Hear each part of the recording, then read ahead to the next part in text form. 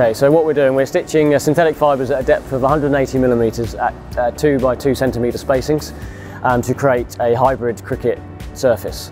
We're doing this with our SISGrass Universal machine, which has been specifically designed for small turf areas such as cricket wickets, and we're very pleased to be here at the Kia Oval installing 2 cricket wickets today. Okay, so in cricket, for the hybrid cricket wickets, we think that going forwards there's a huge potential for these type of surfaces, especially for one-day cricket, 2020 cricket, and in particular practice wickets as well. I think just because of the extra play that these wickets are going to be able to accommodate, the benefits will be clear to see.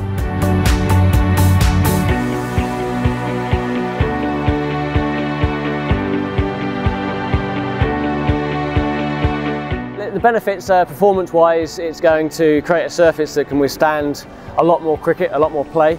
For maintenance-wise, it's going to help in that it's going to reduce the amount of maintenance and damage caused to a wicket through play.